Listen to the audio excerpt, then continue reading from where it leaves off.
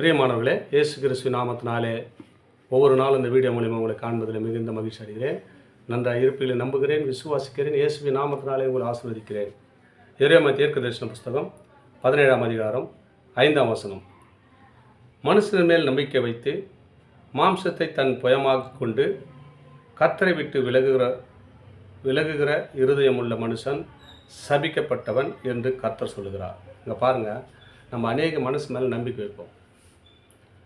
இவன் என்னை தாங்குவான், என்னை கடைசி வரையும் பார்த்துக்குவான் அப்படின்னு யார் மேலே நம்பிக்கை வைக்கிறேன்னா மனுஷன் மேலே நம்பிக்கை வைக்கிறேன். அவன் சபிக்கப்பட்டிருப்பான்னு ஆண்டவர் சொல்கிறார். நம்ம யாரும் நம்ப தேவையில்லைங்க.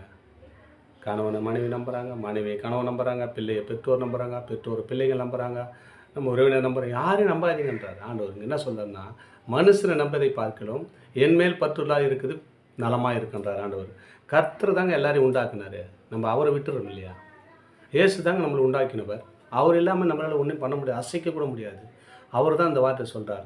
மனுஷன் மேல் நம்பிக்கை வைத்து மாம்சத்தை தன் புயமாக்கி கொண்டு, மாம்சம் தான் நமக்கு புயம், அவன் தான் பலன், அதுதான் சுகம் தரும் அப்படின்னு நினச்சி கொண்டு தன் புயமாக்கி கொண்டு கர்த்தரை விட்டு விலகி இருதயமுள்ள மனுஷன்.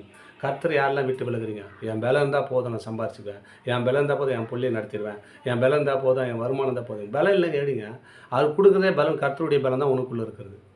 அதை மறந்துட்டு தன் சரீரத்தில் இருக்கிற பலத்தை கொண்டு நம்ம ஆடலாம் முடியாதுங்க. ஆண்டவர் தான் சபிக்கப்பட்டிருப்பான்றார் ஆண்டவர்.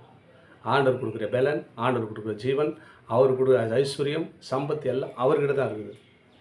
வானத்தையும் பூமியும் உண்டாக்கின கர்த்தரத்துலேருந்து எனக்கு ஒத்தாசை வரும். அவர் தாங்க நமக்கு ஒத்தாசை, வேறு யாரும் கிடையாது. மனுஷன் மேலே நம்பிக்கை வைக்காதீங்க, யார் மேலே யாரும் நம்பாதீங்க. கர்த்தரை நம்புங்க, ஆசீர்வாதத்தோடு வாழுங்க. ஆமென். God plus.